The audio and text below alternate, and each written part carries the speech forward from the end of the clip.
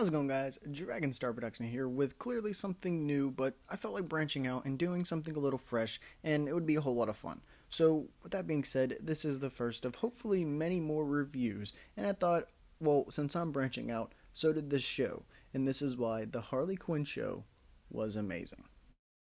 I want to start off with something that I felt like this show did very, very well, and, well, by well, it really did it perfectly, and that was growth. Literally every single character I feel grows and grows for the better in this story. Harley Quinn starts off the show being a Joker's romantic lackey, and in simple words, she basically turns into a badass who learns what real love is, as Poison Ivy, well, she's a lonely, very lonely plant lover who cares for no one but herself, and, well, plants, that ends up turning into a caring friend who still, well, loves plants. Hell, even the Joker. The Joker starts off as the top dog in Gotham, but later falls to a jealousy of her former partner's success to then a stepdad. Yeah, the Joker is stepdad. Quite weird, but it definitely happened, and this show had me laughing non-stop. And the coolest thing is that not one character could be pinpointed as a funny character.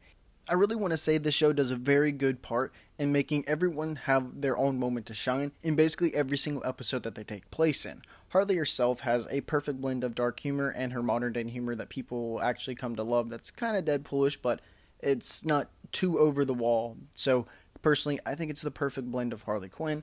And then you have Ivy's humor, who is slight but always delivers. But I think the two characters that made me laugh probably the most was probably Kite Man and Bane. Starting with Bane, well, the fact that he can't catch a break from anyone, not even like the big head villains, even though he's one of them himself, but he never quits trying, and it's very quite great to see him keep getting up and trying to do his best to be, well, the top villain that he is. For example, Bane's master plan, though, to blow up Todd for getting his name wrong on his coffee, that point in the show was hilarious. I mean, hilarious. And then the fact that he wasn't even there, it was a very funny moment, and I felt like Bane, anytime that he was on screen, definitely delivered. And I think anybody who watches the show can actually agree with me there. And Kite Man, 2 words. Hell yeah. The show knew funny. It made Damian Wayne funny. That's all I'm going to say. Now, obviously, this being a Harley Quinn show, it was obviously going to have Batman in it somewhere. And I want to talk about him here because Batman, well, he was his normal self, Dark Crusader and all this stuff, but I felt like this show showed a different side of Batman, a side that we don't really get to see, yet it still stayed in character of him. Batman not being able to fight, but still does everything in his power to do so, is very in his character, but the way that they portrayed it was in a much more hilarious way.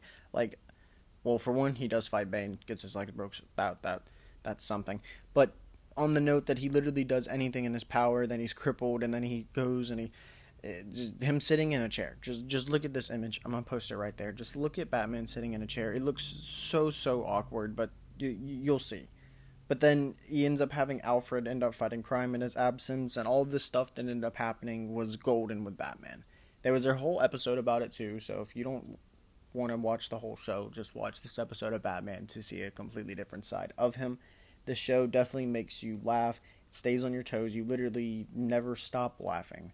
But this show does one more thing than just makes you laugh. This show also knows how to pull on your heart too. This will be a little bit of a spoiler if you haven't watched the show or if you plan on watching the show. So if you want to skip this, it shouldn't take too long. Just tap that 10-second button like 2 times, 3 times, and it should be passed.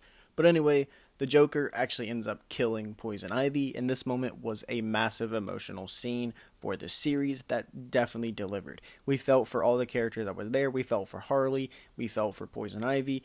Or, for another example, when Harley was actually falling for the Joker's tricks again, and the writers did a great job of making us feel the way that these characters felt, even though that they're villains, they made them feel like human beings, and they did an amazing job on building up these scenes to actually hit harder on an emotional level when you're watching them. Because like I said, these are villains that you have to portray and have to make you feel for and have to make you root for at the end of the day, and this show definitely did a impeccable job on making that come to life, and I don't think that I've seen another show, yes, another DC show, that delivered the way that this one did when it comes to the emotional and the funny aspects and blending those two together.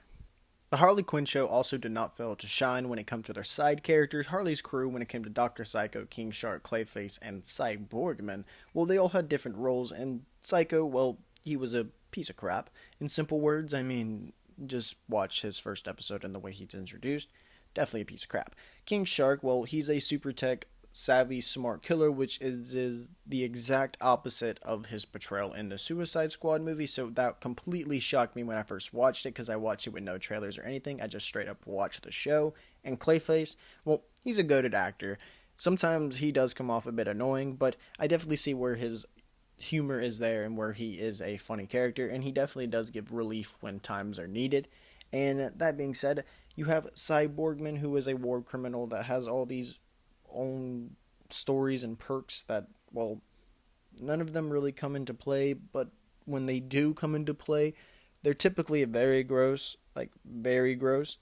But making that said, I just want to say that this show definitely makes a focus on saying that all these are not necessarily the biggest villains, but they definitely get to grow and develop and become bigger villains than what they are and get more shine and love than what they typically do in the Harley Quinn Show.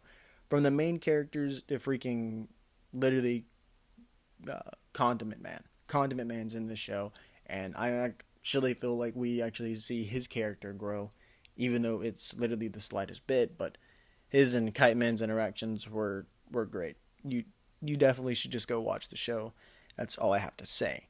But with all these good things that I have mentioned about the show, I do have a couple things that I typically didn't like, but neither one of these things were big enough to even take me out of the show, or even have certain moments in these things that I didn't like that I still laughed at, that I still enjoyed. So overall, they're not bad, but compared to everything else in the show, I guess these would be the bad aspects of it, if you get what I'm saying. That first thing being that I didn't really care for as much was that Commissioner Gordon, being a drunk has-been cop, Gordon is supposed to be a damn good cop. But hey, he does get back into it, and although I didn't care for this version of Gordon, he still made me laugh, and especially his friendship with Batman. I felt like that was a very good highlight of the show, even though I didn't care for this aspect of Gordon. I felt like he was a little whiny. I felt like he didn't do anything, and to me, that's not what Commissioner Gordon is. Although, like I said, he does get back to it, and it still had its funny moments, so I have to give the show that, and it did give us a different iteration of Commissioner Gordon, so I respect them for giving us something completely different than what we've seen in any other Batman lore. But with that said, the next thing that I didn't like was, well, his daughter, Batgirl Barbara Gordon. She was kind of annoying to me. To me, she didn't really bring anything to the show, but she didn't take anything away either. So when a character does that, I don't really think that they're a bother to the show. They can definitely be in the show, and the only way that she can go up from now is, well, up. I mean, I guess she could get worse, but I wouldn't imagine she would, considering that Commissioner Gordon is supposed to be back to his serious ways. Batman's supposed to be up and running, so I'm guessing that she's going to be joining the Batman family. So maybe that'll end up intertwining, and we'll see more Damian Wayne, who was actually, like I said, quite funny in this show. I mean, for a second there, he was even Batman. Yes, he was even Batman. So, like I said, this show definitely, even in the bad aspects, they were good. So, I guess if I had to put a rating on the show, I'd definitely give it a 10 out of 10. It's definitely a must-watch, so if you haven't done so, you'd have to watch the Harley Quinn Show. It is a must-watch. It's probably the best thing that DC has probably put out animated-wise since the Justice League show. And in my personal opinion, it's probably my favorite versions of both Harley Quinn and Poison Ivy. But that was this show, and the only thing I can say about it is that it was amazing. And, oh yeah, Kite Man, you got it. And I care about that ass. Congratulations, champ. You made it to the end of the video. Now, if you hit that subscription button, that thumbs up button, and that bell icon, you won't catch a dynamite kick.